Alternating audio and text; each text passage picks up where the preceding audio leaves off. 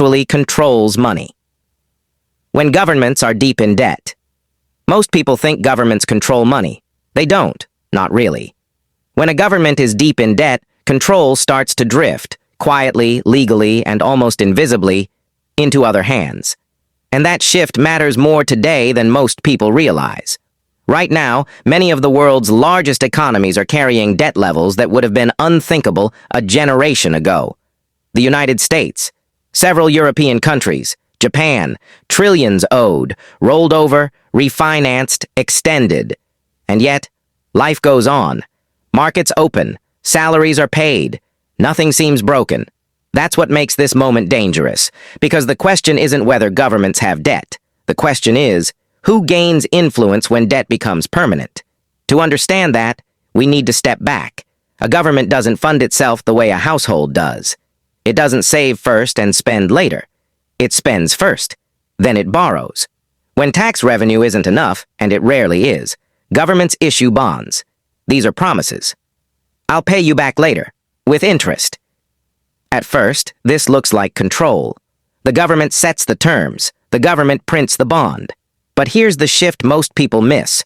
Once a government depends on borrowing to function, it becomes dependent on buyers, banks, pension funds, insurance companies, foreign governments, and increasingly central banks themselves. At that point, money stops being just a public tool. It becomes a negotiation. Now comes the uncomfortable math. As debt grows, interest payments grow faster than almost anything else in the budget. Faster than education, faster than infrastructure, sometimes faster than healthcare.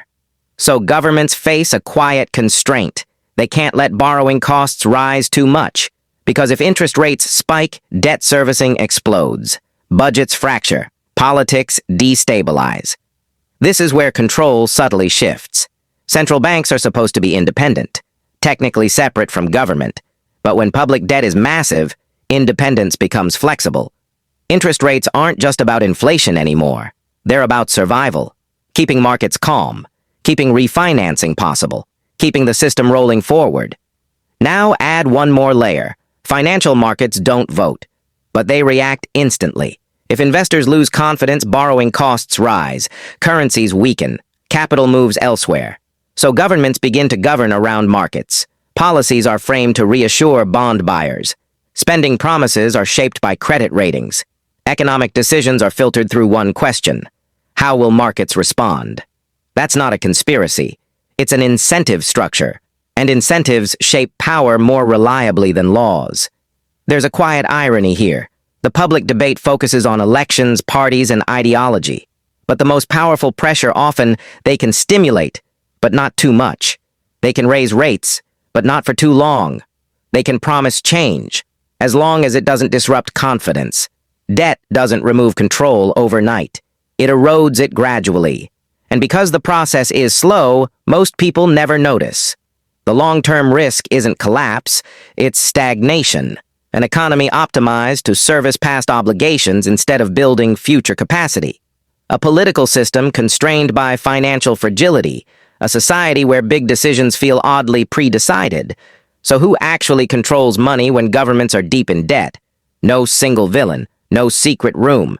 Control diffuses into markets, into institutions, into expectations. Power becomes quieter, more technical, harder to question. And the final irony? The system keeps working until it doesn't. Which leaves one uncomfortable thought. If debt quietly limits what governments can do, who is shaping the future? And who is simply managing the past?